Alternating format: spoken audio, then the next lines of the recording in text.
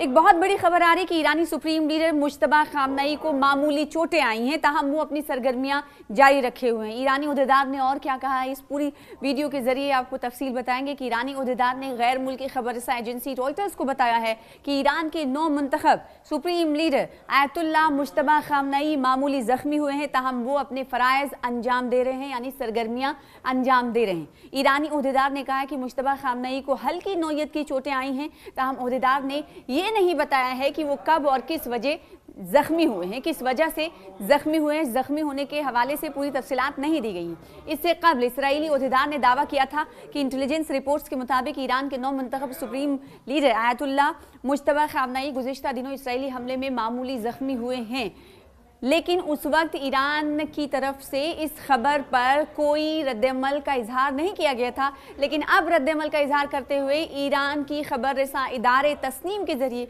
भी इस बात की तस्दीक कर दी गई कि मामूली चोटें आई हैं। अब चोटें कहाँ कहाँ पर लगी हैं और जिस्म के किस हिस्से में ये चोट जख्मी हुए हैं, जिस्म के किस हिस्से पर चोट लगी है, इसकी तफसील भी इस वीडियो के जरिए आपको देंगे। तो ईरान पर इसराइल और अमेरिका के हमले ताबड़तोड़ जारी हैं। ईरानी सेना और आम नागरिक तो इसकी चपेट में है ही, लेकिन नए सुप्रीम लीडर भी अमेरिका इजराइल हमले से नहीं बच पाए हैं। CNN की तरफ से एक जराए ने बताया है कि अमेरिका ने हमले किए थे, उसमें मुश्तबा खामनेई घायल हो गए। इसके बाद उनके पैर में फ्रैक्चर हो गया और कुछ मामूली चोटें भी आई हैं। चेहरे पर कुछ कट्स लग गए हैं और बाईं आंख के पास चोट आई है। क्या फिर सवाल उठता है, क्या कत्ल करने की कोशिश की गई? तो नए सुप्रीम लीडर की हालत को लेकर लगातार चल रही अटकलों पर चोटों की खबर आई है। एक इजरायली सोर्स ने बताया है कि खामनेई पिछले हफ्ते एक कत्ल की कोशिश के दौरान घायल हो गए थे, यानी इन्हें भी सिहूनी हुकूमत की तरफ से निशाना बनाया जाता, इन्हें भी कत्ल करने की कोशिश की जा रही थी। नौ मुंतखब खामनेई मुश्तबा खामनेई को, नए सुप्रीम लीडर को भी हलाक करने की कोशिश की जा रही थी। अफवाहों को हवा भी उस वक्त मिली जब ईरान ने ये स्वीकार किया कि अटैक में सुप्रीम लीडर मामूली रूप से घायल हुए।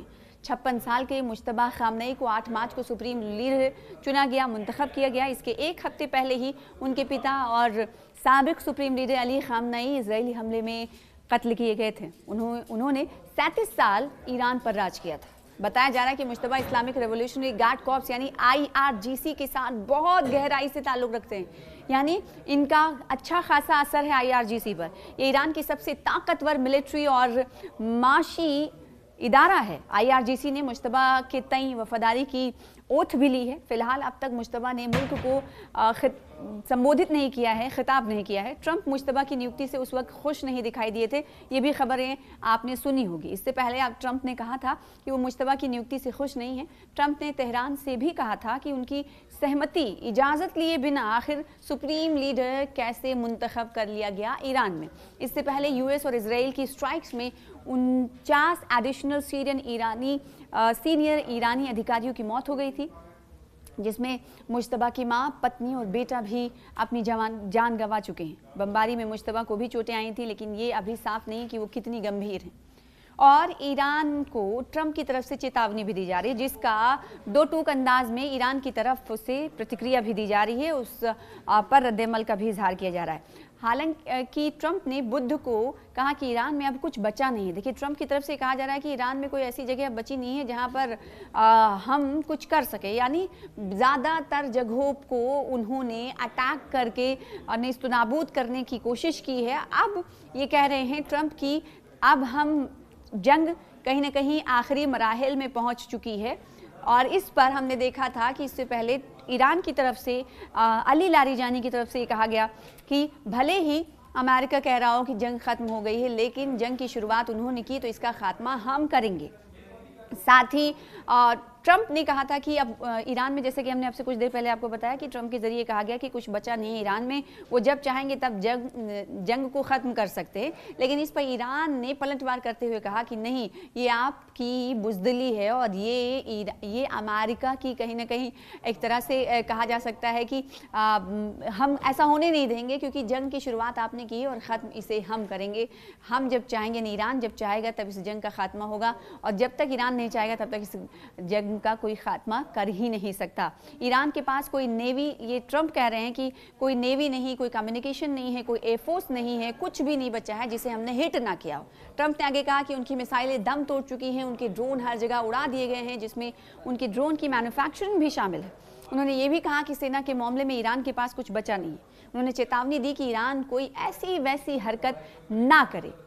तो ट्रंप की तरफ से कहा गया है कि हम तो जंग खत्म कर सकते हैं, हम कभी भी, क्योंकि अब हमारे अहदाफ के लिए यानी हदफ के लिए कोई ऐसी चीज़ें ईरान में बची नहीं है जिसे हम टारगेट कर सकें। आप जंग का खात्मा ही समझिए, जिस पर ईरान पलटवार करते हुए बड़ी सख्ती के साथ ये कह रहा है कि ये आपकी भूल है, आपने भले ही जंग की शुरुआत की, इसका खात्मा हमारे ज़रिए होगा। और साथ ही साथ एक रिपोर्ट के मुताबिक खबरें आई थी कि कई माह तक जंगी हथियार, सहूलियात, रिसोर्सेज ईरान के पास मौजूद हैं और ईरान ये मन बना चुका है कि कई माह तक वो इस जंग को जारी रख सकता है। और ये ईरान ने इशारे भी दिए हैं कि हम ही ख़त्म करेंगे ईरान की जंग को। अमेरिका इस बात को ना भूले और साथ ही साथ चेतावनी भी दी जा रही है कि सही सलामत डोनाल्ड ट्रंप रहें, इसकी भी नसीहत ईरान की तरफ से की जा रही है। अब देखना होगा, आज के दिन की अगर बात करें 12वें रोज़ की, तो 12वें रोज़ कई महाज पर हमने देखा कि हमले किए गए, चाहे वो फिर ईरान की जानिब से किए गए यूएई या सऊदी अरब या फिर खलीज ममालिक पर हमले हों, उसमें भी शिद्दत कहीं ना कहीं देखी गई। तो दूसरी तरफ हमने देखा कि ईरान ने इसराइल को भी हिट किया और इसराइल ने ईरान को भी निशाना बनाया। अमेरिका की तरफ से भी मुश्तरका तौर पर निशाना बनाने की कोशिशें लगातार जारी है। और अब जंग का मैदान बने स्ट्रेट ऑफ हॉर्मुज में भी कहीं ना कहीं ईरान की तरफ से पावर जो है दिखाया जा रहा है, क्योंकि ईरान ने पहले ही कह दिया कि 1 लीटर तेल भी इस अबनाए हरमुज से हम नहीं निकलने देंगे, क्योंकि हम इख्तियार रखते हैं। और पूरे स्ट्रेट ऑफ हॉर्मुज आखिर क्यों इतना अहमियत का हामिल है, जिसकी वजह से पूरे विश्व में, पूरी दुनिया में हम ये देख रहे हैं कि इसका असर दिखाई दे रहा है और एनर्जी पर ज़्यादातर पड़ता हुआ नज़र आ रहा है, फ्यूल पर पड़ता हुआ नज़र आ रहा है। इससे बाधित हो रही हैं सेवाएँ, जो ज़रूरी सहूलतें हैं। दरअसल स्ट्रेट ऑफ हॉर्मुज वो समुद्री मार्ग है, वो रास्ता है जो ईरान से होता हुआ जाता है और यहाँ पर ईरान का इम्पैक्ट ज़्यादा है। इस समुद्री मार्ग से कहा जाता है कि पूरे दुनिया के लिए 20% तेल कच्चा क्रूड ऑयल यहाँ से निकलता है। अब आप इससे अंदाज़ा लगा सकते हैं कि ये किस हद तक दुनिया को मुतासिर कर सकता है।